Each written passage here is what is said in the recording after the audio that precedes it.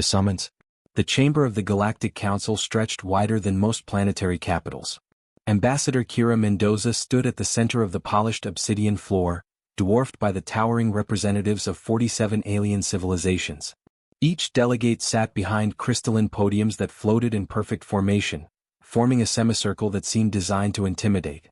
Kira had been Earth's representative for 3 years. She'd endured the condescension, the dismissive glances, the barely concealed laughter whenever humanity proposed anything. Today felt different. Today the air crackled with hostility. High Arbiter Zax Thorn, a being resembling a mantis made of living metal, clicked his mandibles together. The sound echoed like gunshots in the cavernous space. Ambassador Mendoza, his voice synthesizer dripped with contempt. The Council has reached a unanimous decision. Humanity's petition for full membership status is denied. Furthermore, your species will be relegated to Tier 7 status, effective immediately. Kira's jaw tightened. Tier 7. That was reserved for species considered barely sentient. It would strip Earth of trade rights, territorial sovereignty, and any voice in galactic affairs. On what grounds? Kira demanded, her voice steady despite the rage building in her chest. Counselor Veshere, a floating jellyfish-like creature of pure energy, pulsed with what might have been amusement. Your species has been evaluated.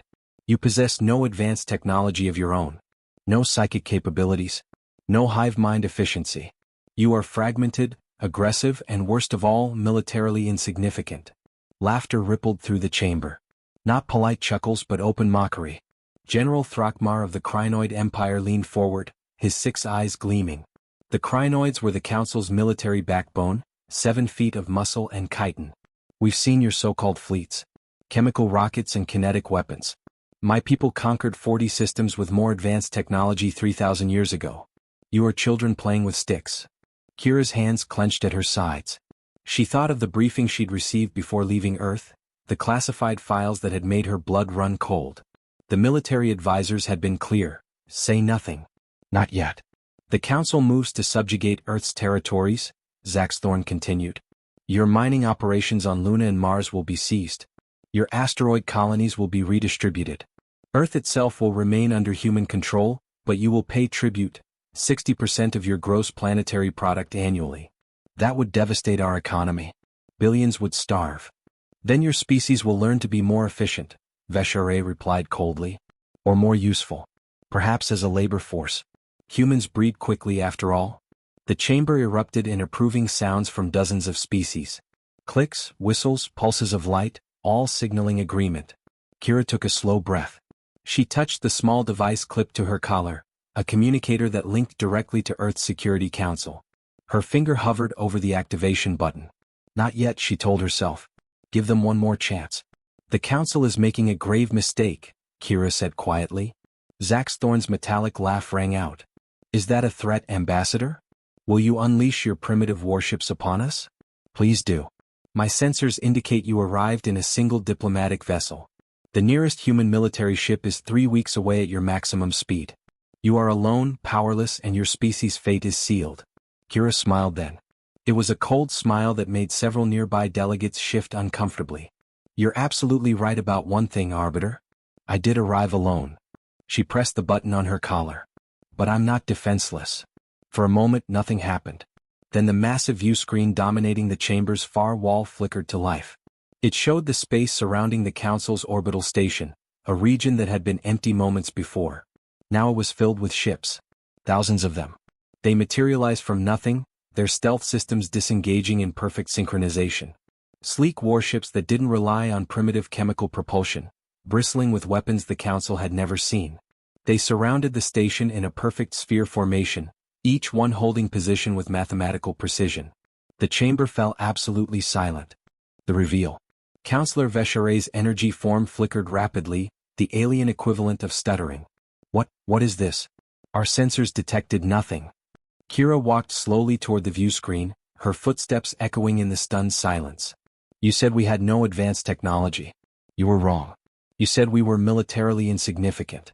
You were very, very wrong. General Thrakmar was on his feet, his 4 arms reaching for weapons that ceremonial rules forbade in the Council chamber. Impossible. Our intelligence networks monitor every human military installation. We would have known about this fleet. Would you? Kira turned to face him. Tell me, General, when your scouts observed our shipyards, what did they see? Crude vessels. Barely capable of interplanetary travel. We cataloged them all. You cataloged what we wanted you to see, Kira interrupted. Did you know that humans are exceptional liars, General? It's one of our evolutionary advantages. On Earth we call it deception. Misdirection. The art of war. She gestured to the screen. Every shipyard you monitored was real. Every vessel you counted exists. But 200 years ago, when we first detected the Council's observation drones, we made a decision. We would show you the Navy we wanted you to see, while building the one we needed in places you'd never think to look. Zaxthorn's mandibles clacked rapidly, a sign of agitation. Where? Our surveillance covered every human installation in your solar system. Kira smiled. That's the problem with being a galactic civilization. You forgot to think small. You monitored orbital facilities, planetary bases, large asteroid colonies. You never paid attention to the millions of smaller asteroids, the ones deemed worthless for mining. We hollowed them out. Turned them into shipyards and training facilities. Over the past 2 centuries, we've built an armada in plain sight, hidden inside rocks you considered beneath your notice. She pulled up a holographic display from her wrist terminal. The Council's protocols require detailed documentation, correct? Here's our actual fleet composition. 6,000 combat vessels. Each one equipped with technology you don't have. The data scrolled past. The alien delegates watched in growing horror. Ambassador Quill9 of the Archeon Collective, a bird-like being with iridescent feathers, spoke in a trembling voice. These weapon systems, plasma lances that can fire from stealth, gravitic shields that distort space itself, quantum entanglement drives that make your ships effectively untraceable. This is impossible. These are theoretical technologies even we haven't mastered. Theoretical for you, Kira corrected. Humanity has a saying, necessity is the mother of invention. When we realized we were surrounded by species that considered us insects, we became very motivated. We also learned something interesting about ourselves. Humans are exceptional at warfare. It's what we do best. She brought up another image, this one showing a detailed schematic. Take Admiral Reeves' flagship, the Indomitable. It carries enough firepower to crack a small moon. Its defensive systems are layered 6 deep. And it can accelerate to 0.8 light speed in under 3 minutes.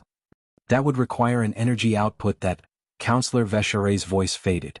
That would require an energy source you don't have, Kira finished. Yes, we invented one. Humanity doesn't have psychic powers or hive minds, but we have something just as valuable. Creativity born from diversity. 7 billion individuals all thinking differently, all contributing ideas. While you stagnated in your comfortable superiority, we innovated out of desperation. General Throckmar's chest plates were now fully extended, a threat display. Even with this fleet, you wouldn't dare attack this station. The Council represents 47 civilizations. We would unite against you and crush your species. Kira's expression didn't change. Would you? Let me tell you what I learned during my time here, General. The Council isn't unified. You're a collection of competing interests held together by mutual benefit and fear of change. The Krynoid Empire wants to expand, but the Velshera hegemony blocks you at every vote. The Archeans covet the crystalline worlds but can't take them because of ancient treaties. You tolerate each other because the alternative is a war none of you can afford. She turned to address the full chamber. Humanity doesn't want war. We never did. We asked for peaceful membership. We offered trade, cultural exchange, cooperation. You responded with mockery and threats of subjugation. So now we're offering you a choice. Zaxthorn's synthesizer crackled. What choice? Recognize humanity as a full council member with all rights and privileges, or we leave this station, return to our space and seal our borders. Any ship that enters human territory will be considered hostile and dealt with accordingly. You'll have 3 of your days to decide. You'd isolate yourselves from galactic civilization? Counselor Veshare asked incredulously. If galactic civilization means being treated as slaves, then yes, absolutely. Humans are very good at standing alone. We've done it our entire existence. The crisis. The council chamber erupted into chaos. Delegates shouted in dozens of languages, their translation devices struggling to keep up. Ambassador Kira stood calmly in the center of the storm, watching as centuries of galactic order crumbled around a single truth. Humanity was not what they had believed. High Arbiter Zaxthorn slammed his crystalline gavel, the sound cutting through the noise like a blade. Order. This council will have order. He fixed his multifaceted eyes on Kira. Ambassador, your threats are duly noted. However, you cannot expect us to simply accept this revelation and capitulate to demands. The council requires time to verify these claims and assess. Verify? Kira interrupted. Arbiter, there are 6,000 warships surrounding this station right now. What exactly do you need to verify? Counselor Drexnor of the Silicon Concordant, a being of pure crystalline structure, chimed with an urgent tone. The human speaks truth. Our sensor arrays confirm massive energy signatures from the vessels. Their displacement fields alone are generating spatial distortions we cannot counter. If they chose to fire, they won't, General Throckmar interjected, though his voice lacked its earlier confidence. Even humans aren't foolish enough to attack a council station. The retaliation would be absolute. Kira tilted her head. Would it though? Let me share something else from our intelligence files. General, your Krynoid Empire has 17 battle fleets. Impressive. But 9 of them are currently deployed on your borders with the Velshera, engaged in what your military calls aggressive posturing. 3 more are suppressing rebellions in your conquered territories. That leaves you with 5 fleets available for rapid response. Throckmar's chitin paled slightly. The Velshera hegemony, Kira continued, turning to Ambassador Silvex, a serpentine creature with scales that shifted colors, has 12 fleets. But 6 are locked in that same standoff with the Krynoids. 2 are protecting your core worlds after that pirate surge last cycle. You could muster 4 fleets if pressed. She walked slowly around the chamber, meeting the eyes of each delegate. The Archeon Collective, 3 available fleets. The Silicon Concordant, 2. The Zephyr Dominion, 4. Should I continue? We know your deployments, your response times, your command structures. We've been watching and learning for 200 years. Ambassador Quilnina's feathers ruffled in distress. This level of intelligence gathering is unprecedented. How did you infiltrate our? We didn't infiltrate anything, Kira said. We just observed. Humans are patient when we need to be. We watched your public transmissions, analyzed your trade routes, monitored your military exercises. You conducted all of this in the open because you never considered that the primitive species might be paying attention. Counselor Veshere pulsed rapidly. Even if your fleet assessment is accurate, you're forgetting our defensive installations. This station alone has planetary-scale shields and enough firepower to be overwhelmed in approximately 17 minutes, a new voice interrupted. Every delegate turned toward the view screen as a figure materialized in holographic form. Admiral Marcus Reeves stood on what appeared to be a warship's bridge, his silver hair and decorated uniform conveying decades of military experience. Behind him, crew members moved with practiced efficiency. Admiral Reeves, Kira acknowledged with a nod. Thank you for joining us. Ambassador. Reeves turned his attention to the council. Ladies, gentlemen, and beings of varied physiology, I'm Admiral Marcus Reeves of the United Earth Space Forces. Since Ambassador Mendoza has been courteous enough to explain our political position, allow me to clarify the military reality. He gestured off-screen and the display changed, showing tactical overlays of the station and surrounding space. This station's shields are impressive by galactic standards. However, they weren't designed to withstand concentrated fire from 6,000 vessels simultaneously. Our initial barrage would collapse your outer defensive layer in 90 seconds. The secondary layer would hold for another 4 minutes. After that, it's simply a matter of time. You wouldn't dare. Zaxthorn hissed. Wouldn't I? Reeves raised an eyebrow. Arbiter, you just threatened to enslave my species. You announced plans to seize our colonies and impoverish our homeworld. You laughed while doing it. Give me one reason why I shouldn't consider you an existential threat to humanity? Because we can destroy Earth. General Throckmar roared. One command from me and my fleets will glass your planet. Reeves smiled coldly. No, you won't. First, because your fleets can't reach Earth before we eliminate every Council military asset in this sector. Second, because if Earth falls, my orders are to execute Protocol Scorched Galaxy. The temperature in the chamber seemed to drop. What? Silvex asked slowly, is Protocol Scorched Galaxy? Reeves pulled up a new display showing star maps.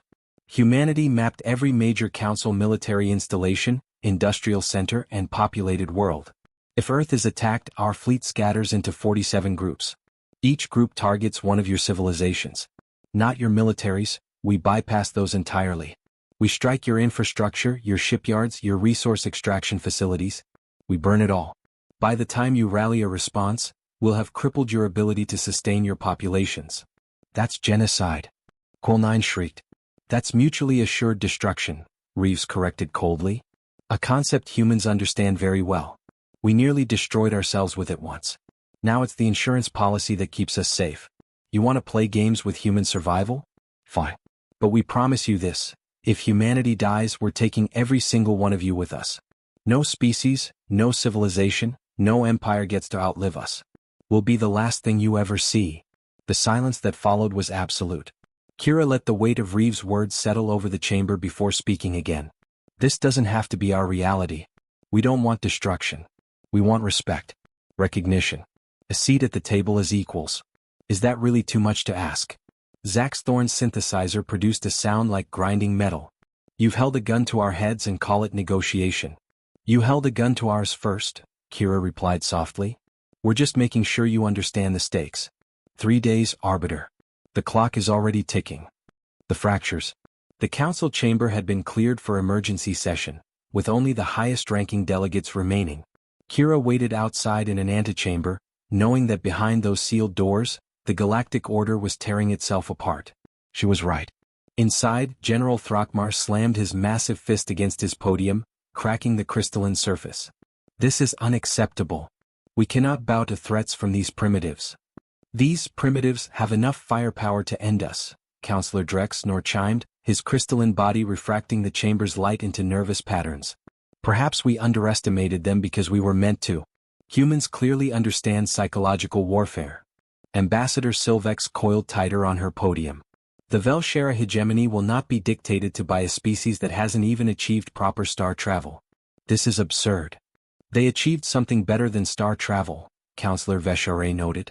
They achieved the element of surprise against a civilization that's been spacefaring for 12,000 years. That's remarkable. Zaxthorn clicked his mandibles slowly. The question before us is simple. Do we call their bluff? It's not a bluff, a new voice said quietly. All eyes turned to Ambassador Lyrics of the Observer caste, a species so reclusive they rarely spoke in council sessions. The small, gray-skinned being stood barely 4 feet tall, but when Lyrics spoke, even the most powerful empires listened. The observers were the Council's intelligence service, neutral arbiters who recorded galactic history.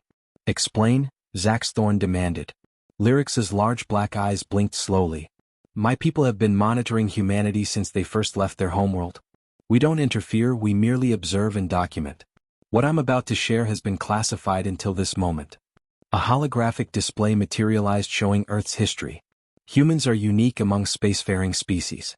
Most civilizations achieve peace before achieving space travel. They unite under common governance, eliminate internal conflict, and then expand outward as a cohesive unit. Humans did the opposite. The display showed images of warfare, thousands of years of it. Humans reached space while still divided into competing nations. They militarized their orbital space even before establishing permanent colonies. For their entire existence, they've been preparing for conflict. General Throckmar scoffed. They fought each other. Primitive warfare using basic weapons. Yes, Lyrics agreed. But in doing so, they refined the art of warfare to a degree no other species has matched. Humans have fought wars on every terrain type on their planet. In air, sea, land, underground, in urban environments, in frozen wastelands, in burning deserts. They've developed tactics for every conceivable scenario. When they encountered us, they simply adapted those tactics to space. The display shifted to show human military history. They've also experienced something rare in galactic history, total war. Conflicts where entire populations were mobilized, where civilian and military lines blurred, where the survival of nations hung by threads. This forced innovation at unprecedented rates. In one 6-year period during their 20th century, human weapons technology advanced more than it had in the previous century. Desperation drove ingenuity. Councillor Coolnina's feathers flattened. What are you saying? I'm saying Admiral Reeves meant every word. Humans understand existential conflict in ways we've forgotten. The Krynoid Empire hasn't fought a war for survival in 2,000 years. The Velshera, 3,000. The Archeon Collective hasn't faced an existential threat in its recorded history. Lyrics's expression didn't change, but something ancient flickered in those dark eyes. Humans lived under the threat of nuclear extinction for decades. They built enough weapons to destroy their own world 50 times over, held their fingers on the trigger, and somehow chose not to pull it. They understand the abyss in ways we don't. Sylvex hissed softly. So you believe they would execute this scorched galaxy protocol? Without hesitation, Lyrics confirmed. I've reviewed their historical records. When humans believe their existence is threatened, they become absolutely ruthless. They've committed genocides against their own subspecies. They've burned cities, salted fields, and eradicated entire cultures. And they did this to each other over resources, ideology, and territory. Now imagine what they do to alien species threatening their homeworld. The chamber fell silent. There's more, Lyrics continued. We've been monitoring increased activity in human space for the past 50 years. Population surges in their hidden facilities. Accelerated training programs. Resource stockpiling. They've been preparing for this confrontation for decades. When Ambassador Mendoza pressed that button, she didn't activate a bluff. She revealed a plan that's been in motion for 2 generations. Zax Thorne's synthesizer crackled with what might have been despair. How did we miss this? Because humans played to our biases, Vesharay said, her energy form dimming. We saw primitive technology and assumed primitive minds. We saw internal divisions and assumed weakness. We never considered that those traits might be advantageous. Ambassador Quill9 spoke hesitantly. What do the observers recommend? Lyrics was quiet for a long moment. The observers do not make recommendations. We document. But I will share this. In 12,000 years of recorded galactic history, we have documented the rise and fall of 93 spacefaring civilizations. 7 of those civilizations fell because they underestimated an opponent they considered inferior. The pattern is consistent. Overconfidence breeds contempt, contempt breeds carelessness, and carelessness breeds extinction. Are you suggesting we simply surrender to their demands? Thrakmar growled. I'm suggesting, Lyrics said carefully, that you consider what you're actually being asked to surrender. Humanity wants a council seat and recognition as equals. They're not demanding territory, tribute, or submission. They're asking for what should have been freely given from the start, respect. Sylvex coiled tighter. The Velshera do not grant respect through intimidation. But you respect strength, don't you? Lyrics countered. Humanity has demonstrated strength. Tactical brilliance. Strategic patience. Technological innovation. Military capacity. By your own cultural standards, they've earned your respect. You're simply too proud to admit it. The observer moved toward the chamber exit. The choice is yours to make. Grant humanity its seat or test whether their threats are genuine. But know this. Win or lose, a war with humanity will cost you more than you're willing to pay. That much I can guarantee. As Lyrics left, the remaining delegates stared at each other, the weight of decision crushing down upon them. The negotiations. 2 days had passed. The tension around the council station was thick enough to taste. 6,000 human warships maintained their positions with mechanical precision, neither advancing nor retreating. It was a display of discipline that impressed even the most skeptical delegates. Kira stood once again before the council, but this time the atmosphere was different. The mockery had vanished, replaced by wariness and calculation. Good, she thought. They're finally taking us seriously. High Arbiter Zax Thorne began without preamble. The council has deliberated. We have a counter-proposal. I'm listening, Kira said neutrally. We will grant humanity a provisional council seat for a trial period of 10 standard years. During this time, you will have limited voting rights on matters concerning your species directly but not on broader galactic policy. After 10 years, full membership will be reconsidered based on your species' conduct. Kira didn't need to pretend to be insulted. Absolutely not. That's not equality, that's probation. We either receive full membership now, or we walk away from this table. Counselor Vesharay pulsed forward. Ambassador, surely you understand we cannot simply ignore centuries of protocol. No species has ever been granted full membership immediately. There are procedures. Procedures you created to maintain control, Kira interrupted. Let me ask you something, Counselor. How many of those procedures did you follow when you admitted the Krynoid Empire? According to the records I've reviewed, General Thrakmar's people were granted full membership within a month of contact. No trial period. No provisional status. Thrakmar's chest plates extended defensively. The Krynoids proved their worth through military might. We conquered 17 systems before joining the Council. Exactly, Kira said pointedly. You proved yourselves through violence and the Council rewarded you immediately. We've built a fleet capable of rivaling yours without conquering anyone, and you want to put us on probation. Do you see the inconsistency? Ambassador Silvex hissed softly. The difference is that the Krynoids didn't threaten the Council itself. The Krynoids threatened dozens of independent systems, Kira shot back. They enslaved populations, stripped worlds of resources. Yet you welcomed them with open arms because you feared what they might do to you. Now you meet a species that built its strength defensively, that asked for peace first and prepared for war second, and you balk at treating us equally. That tells me everything about what the Council truly values. She took a step forward, her voice hardening. Here's our final position: full Council membership, effective immediately. Complete voting rights, territorial sovereignty, and equal standing in all galactic matters. We will accept observation protocols for the first year, where our military activities are monitored to ensure we're not aggressive toward other species. But we will not accept second-class status. Zaxthorn's mandibles clacked rapidly. And if we refuse? Then we withdraw, seal our borders, and the Council loses access to human space permanently. That means no travel through our systems, no access to our trade routes, and no information sharing. You'll have created an unknown entity in your midst, one with military capabilities you can't match and intentions you can't predict. Is that really preferable to simply treating us as equals? You speak of equality, Councillor Drexnor chimed, yet you hold a fleet over our heads like a sword. How is that equal negotiation? Kira smiled grimly. You're right. It's not equal. Equal would have been you listening to our peaceful requests 3 years ago. Equal would have been reviewing our application for membership with open minds instead of dismissive arrogance. Equal would have been treating us with the basic respect due to any sentient species. Instead, you threatened us with subjugation and laughed while doing it. So no, this isn't equal negotiation. This is us correcting an imbalance you created. She pulled up a holographic display from her wrist terminal. I want to show you something. This is a message from Admiral Reeves to Fleet Command, sent 200 years ago when humans first detected the Council's observation drones. The hologram showed a younger Marcus Reeves, addressing a room full of military officials. His words were simple: they're watching us, which means they either fear us or dismiss us. Either way, we can't afford to be vulnerable.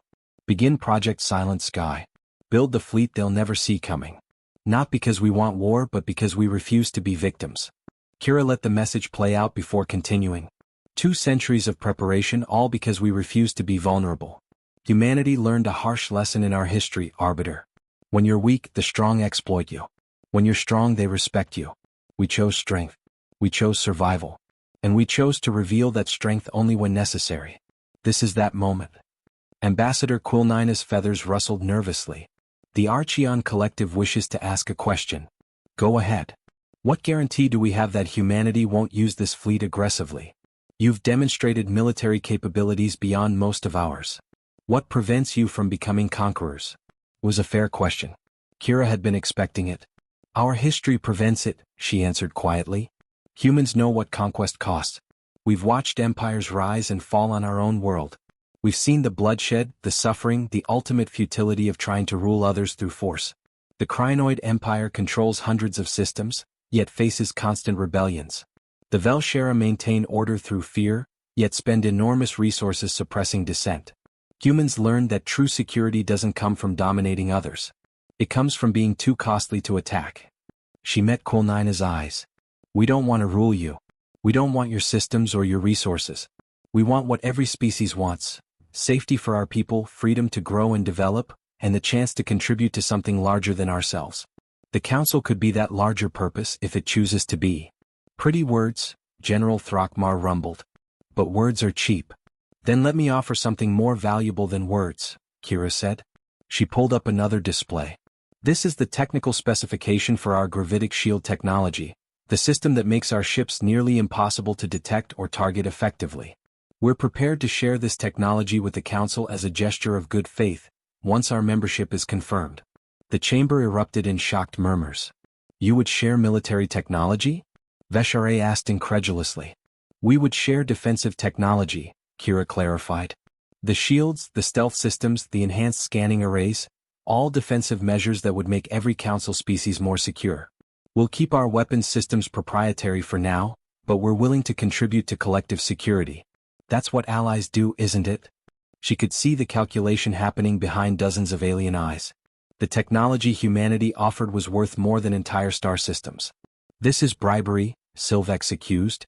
This is diplomacy, Kira corrected. We're offering value in exchange for recognition. The Council has spent 12,000 years trading resources and technology among member species. We're simply asking to participate in that exchange as equals. Zaxthorn was silent for a long moment. The Council will need to deliberate further. You have until tomorrow, Kira said firmly. After that, our fleet returns to human space with or without an agreement. Choose wisely, Arbiter. This offer won't be extended twice. The divide. The night cycle on the Council station brought artificial darkness, a concession to the biological species that still required rest. Kira stood in her assigned quarters, staring out at the human fleet arrayed in perfect formation beyond the viewports. Each ship gleamed with running lights, a constellation of human determination. Her communication terminal chimed. Admiral Reeves' face appeared. They're fracturing, Reeves reported without preamble. Our intelligence intercepts show 8 separate faction meetings happening right now. The Council is splitting along old alliance lines. Expected, Kira said. Unity in the face of an external threat only lasts until they have to make actual decisions. What are the major divisions? Reeves pulled up a tactical map showing the Council species divided into color-coded groups. The Krynoid Empire is pushing for military confrontation, but they can only rally 6 other species to that position. General Thrakmar is making calls to arms, but most species recognize the cost would be too high. And the others? The Archeon Collective and 15 other species are leaning toward acceptance of our terms. They're impressed by the technology offer and scared of the alternative. The Velshera hegemony is the wild card. Ambassador Silvex is meeting with neutrals right now, trying to build a coalition for some kind of compromise position. Kira nodded slowly. The Velshera are pragmatists. They'll push for something that saves face but accepts reality. What about the observers? Lyrics has been unusually active. The observers are supposed to be neutral, but our sources indicate they're quietly encouraging acceptance. That carries weight. Good. Kira turned from the viewport. What's the status of our fleet? Ready for whatever comes. Though I hope it doesn't come to that. Reeves' expression was grim. Kira, if we have to execute Protocol Scorched Galaxy? I know, Marcus. I know. She closed her eyes briefly. 40 billion human lives are counting on us to keep them safe. If the Council forces our hand, we'll do what's necessary. It would be genocide on a galactic scale. It would be survival, Kira corrected firmly. The Council threatened to enslave our species. If they push us, if they leave us no choice, then yes, we'll burn their civilizations to ash rather than accept chains. That's not cruelty, Marcus. That's the price of threatening humanity. Reeves was quiet for a moment. You've changed since you took this posting. 3 years ago, you believed in peaceful coexistence. I still do. But I've also learned that peace requires strength. The Council doesn't respect weakness, doesn't value courtesy, doesn't appreciate restraint. They respect power. So we showed them power. Tomorrow we'll see if that's enough. After ending the call, Kira found herself unable to sleep. She pulled up classified files on her terminal, reading through humanity's preparation for this moment. The hidden shipyards, the generational commitment to Project Silent Sky, the thousands of engineers and military personnel who had dedicated their lives to building a fleet in secret. She thought about the families living in those hollowed asteroids, entire communities that had grown up knowing their purpose was to remain hidden. Children who had been taught from birth the importance of secrecy, workers who had never seen Earth but served it nonetheless. A message notification appeared. It was from her daughter, Sophia, stationed on Luna Base. The video was short. Mom, I've been watching the feeds. The whole fleet is watching. You're doing amazing. No matter what happens, know that we're all behind you. Every person in the military, every citizen on Earth, we believe in you. Make them respect us. Make them see us as equals. And if they won't? Sophia's young face hardened. Then we'll show them why you don't threaten Earth. Love you, Mom. Come home safe. Kira wiped her eyes and saved the message. Tomorrow would decide everything. Meanwhile, in the Council's emergency chambers, the fractures were growing into chasms. General Thrakmar stood before a gathering of military-minded species. This is about principle. We cannot allow a newcomer species to dictate terms through threats. If we yield now, what stops every primitive civilization from building weapons and demanding equal status? Perhaps nothing should stop them, Ambassador Quill9 replied quietly. The Archeon had joined the meeting uninvited. General, your empire was built on the principle that might makes right. You conquered systems, enslaved populations, and the council rewarded you with membership. Now a species builds might without conquest, demonstrates restraint despite capability, and you call them unreasonable. The only principle at stake here is your pride. Throckmar's chitin darkened with anger. You dare. I dare speak truth, Quill9 interrupted, his feathers rising. The Archeon Collective has analyzed human behavior extensively. They are not irrational. They're not even particularly aggressive by galactic standards. What they are is determined and competent. They identified a threat, prepared for it over multiple generations, and revealed their preparations only when absolutely necessary. That's not the behavior of warmongers. That's the behavior of survivors. In another chamber, Ambassador Silvex coiled before a group of neutral delegates. The humans have presented us with a false choice. They claim we must either accept them as equals or face isolation and eventual conflict. But there is a third path. Which is? Councillor Drex Norchand. We accept their membership, but we change the council structure. Introduce new protocols that apply to all species, including restrictions on fleet sizes, mandatory intelligence sharing and collective security agreements. The humans get their seat, we get assurance against their military advantage. Everyone compromises. The humans will never accept restrictions on their fleet, a delegate from the Zephyr Dominion pointed out. Won't they? Silvex's scales shifted to a calculating purple. They claim to want peace and cooperation. If we offer membership with reasonable security protocols, they'll have to accept or reveal that their intentions are less noble than advertised. Either way, we maintain control of the narrative. It was a clever plan. Kira would have to be ready for it. In a private meeting space, Observer Lyrics sat across from High Arbiter Zaxthorn. The two most ancient beings in the council complex, sharing a moment of candid assessment. You're going to recommend acceptance, Zaxthorn stated flatly. I'm going to recommend survival, Lyrics corrected. Arbiter, I've observed the rise of 93 spacefaring civilizations. Humanity is unique among them. They're the first species to achieve technological sophistication while remaining fractured, the first to militarize space before achieving peace on their homeworld, and the first to develop multiple extinction-level weapons while somehow avoiding extinction. That makes them dangerous. That makes them resilient. Dangerous would be if they enjoyed violence. Humanity doesn't. They commemorate their wars with monuments to the dead, not celebrations of victory. They write stories about the horror of combat, not its glory. They remember their mistakes and try, however imperfectly, to learn from them. That's rare, Arbiter. That's valuable. Zaxthorn's mandibles clacked slowly. You believe they would truly share their technology? I believe they would share some of it. Enough to make the gesture meaningful. Humans understand leverage. They'll hold back enough to maintain their advantage while offering enough to prove their value. It's pragmatic. And if we refuse them? Lyrics's dark eyes reflected the light like ancient stars. Then the council will fracture. Some species will seek secret alliances with humanity. Others will prepare for war. The unity that has maintained galactic peace for millennia will shatter. All because we were too proud to admit that a young species had earned what we should have freely given. Zaxthorn was silent for a long time. I've led this council for 300 years. Never have I faced a decision like this. Because you've never faced an opponent like humanity. They didn't seek to join the strong or overthrow the powerful. They simply refused to be dismissed. That's more dangerous than conquest, Arbiter. That's inspiration. If we refuse them, every subject species, every oppressed population, every dismissed civilization will take notice. They'll wonder, if humans can build secret fleets and demand respect, why can't we? The Council's authority rests on the assumption that the established order is unchangeable. Humanity has proven that assumption false. So we have no choice. You have exactly one choice. Embrace change or be destroyed by it. Humanity is simply the catalyst. The cracks in the Council's foundation were already there. They're just forcing you to acknowledge them. As the night cycle ended and the station's lights brightened to simulate morning, every delegate knew that the final session would be decisive. The question was no longer whether humanity would be accepted, but what form that acceptance would take, and what it would cost. The decision. The Council chamber had never been so crowded. Every delegate was present, with their full advisory staffs behind them.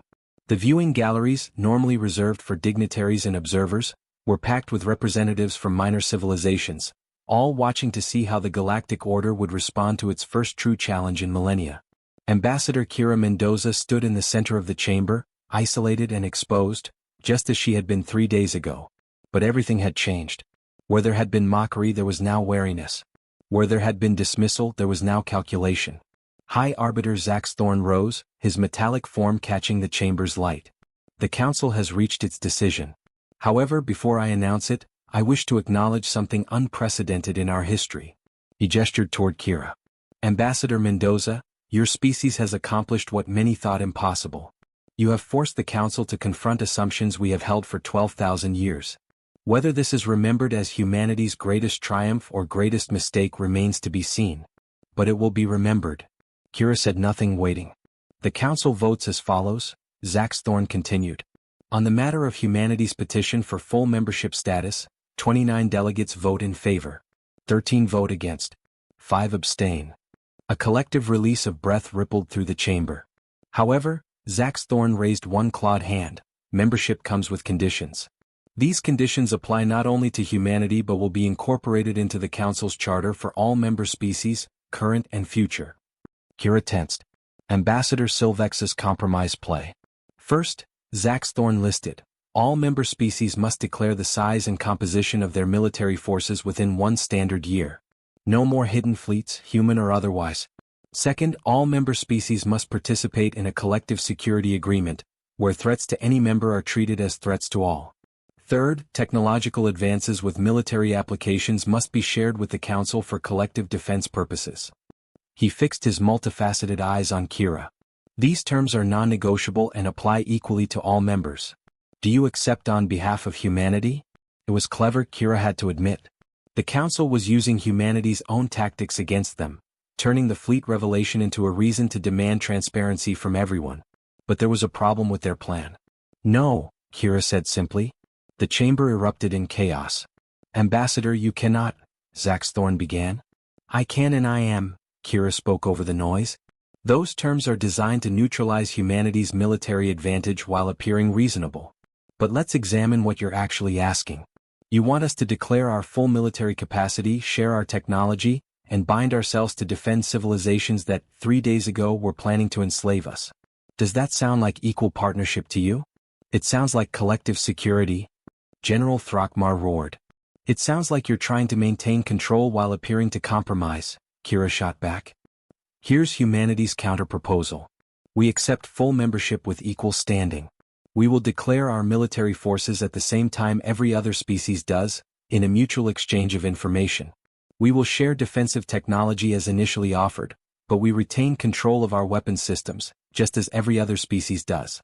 And we will participate in collective security agreements on a case-by-case basis, just as the Velshera currently do. She looked directly at Ambassador Silvex. After all, the Velshera have maintained their sovereignty despite council membership for thousands of years. They pick and choose which conflicts to engage in based on their interests. We simply want the same freedom. Silvex's scales shifted through several colors rapidly. The Velshera's selective participation in council military actions was technically allowed but politically sensitive. Kira had just highlighted the double standard. Councillor Veshare pulsed forward. The situations are not comparable. The Velshera earned their position through time, Kira interrupted. Through being established members before current protocols existed. Through having enough military might that the council couldn't force compliance.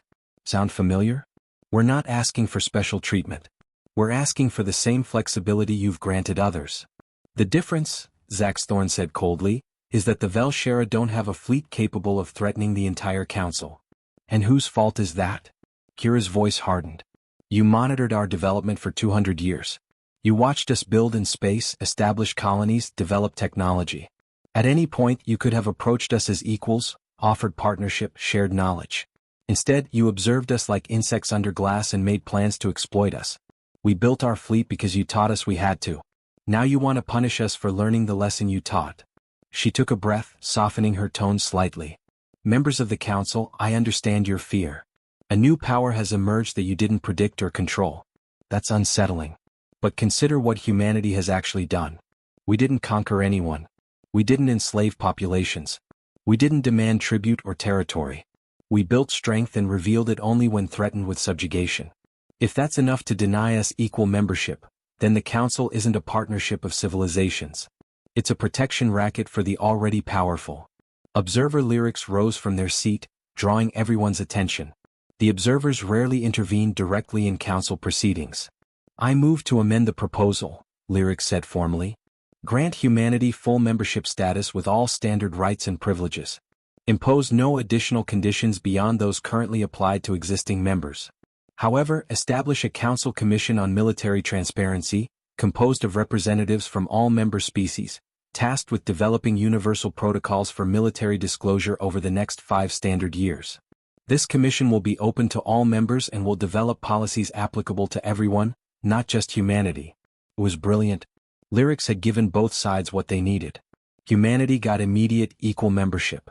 The council got a process to address the transparency issue without singling out humans. Everyone could claim victory. Zaxthorn's mandibles clacked as he processed this. "A formal amendment requires a full vote." "Then let us vote," Councillor Quilnine called out. The Archeon Collective supports Observer Lyrics' amendment. The Silicon Concordance supports the amendment, Drex nor chimed. One by one, delegates voiced their positions. The fractures from the night before became clear. The military-minded species, led by the Crinoid Empire, voted against. The pragmatists and progressives voted in favor. The neutrals split based on their regional interests. When the final tally came, the amendment passed with 32 votes in favor, 11 against and 4 abstentions. High Arbiter Zaxthorn seemed to age before their eyes, his metallic form somehow dimming. "The amendment carries. By the authority granted to me as High Arbiter of the Galactic Council, I hereby recognize humanity as a full member civilization with all rights, privileges and responsibilities thereof. Ambassador Kira Mendoza will be granted a permanent seat on this council, effective immediately." He struck his crystalline gavel. "This session is adjourned." The chamber exploded into conversation, but Kira barely heard it. She touched her collar communicator. "Admiral Reeves, begin fleet withdrawal procedures. We're coming home." "Understood, Ambassador." "Congratulations. You did it." "We did it," Kira corrected. "All of us." As the chamber cleared, several delegates approached Kira. Some offered congratulations. Others, like General Throckmar, simply glared before departing. But one conversation would stay with her. Ambassador Silvex slithered over, her scales a neutral gray. "That was skillfully played, Ambassador Mendoza. You outmaneuvered us at every turn." "I simply refused to accept less than what we deserved," Kira replied.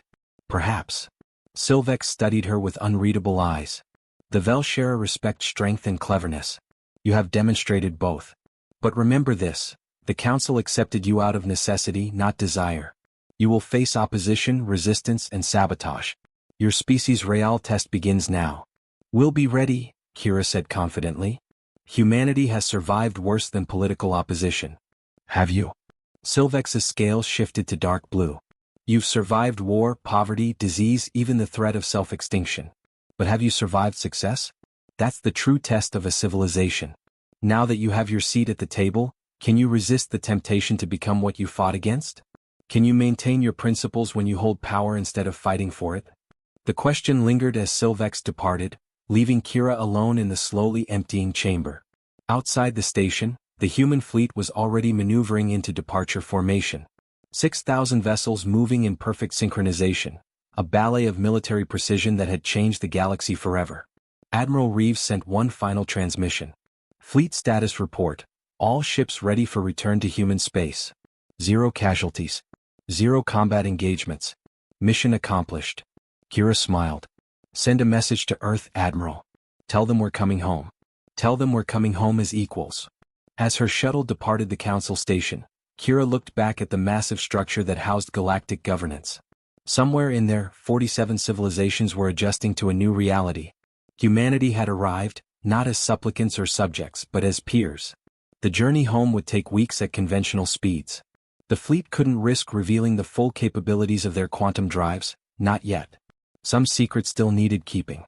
But as Earth grew larger in the viewports, as the fleet passed through human-controlled space where every station, every colony, every ship blazed with lights in celebration, Kira felt something she hadn't allowed herself to feel in 3 years.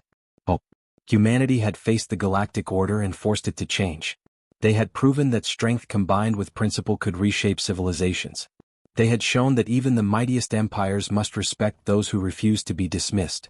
And perhaps most importantly, They had learned that the greatest weapon wasn't the ships they'd built in secret or the technology they developed in desperation. It was the simple, unshakable human refusal to accept injustice. The hidden army hadn't just changed the Council's decision. It had changed the rules of galactic civilization itself. And somewhere in the darkness between stars, other civilizations were watching, learning, and wondering.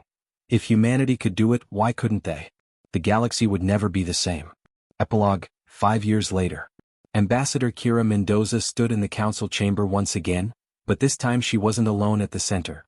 Beside her stood 3 delegates from newly admitted species, civilizations that had followed humanity's example. The council had grown from 47 members to 53. The Commission on Military Transparency had published its first protocols, establishing standards that applied equally to all members. The Krynoid Empire had begrudgingly disclosed their fleet composition and discovered that 2/3 of the Council had been secretly maintaining forces larger than reported. Humanity's defensive technology had been shared as promised, making every member species more secure. In return, humans had gained access to advanced medical technology, agricultural techniques, and scientific knowledge that had already transformed life on Earth. General Thrakmar had retired, replaced by a younger, more pragmatic Krynoid commander who understood that the galaxy had changed. Ambassador Sylvex had become an unexpected ally, her species recognizing in humanity a kindred spirit and pragmatic self-interest. And Observer Lyrics continued to watch, recording everything for the historical record, satisfied that they had helped guide the Council through its most significant transformation in millennia. Kira smiled as she took her permanent seat, no longer standing at the center as a petitioner, but sitting as an equal among equals. The hidden army had won them a seat at the table. Now came the harder part, proving they deserved to stay. But if there was one thing humanity had learned, it was that they were very good at doing hard things. The council session began, and Kira leaned forward to participate in shaping galactic policy, knowing that every word she spoke represented not just Earth, but the revolutionary idea that had changed everything. That respect is not given. It is earned. And once earned, it transforms not just the one who receives it, but the entire universe that finally sees them as they truly are. Equal.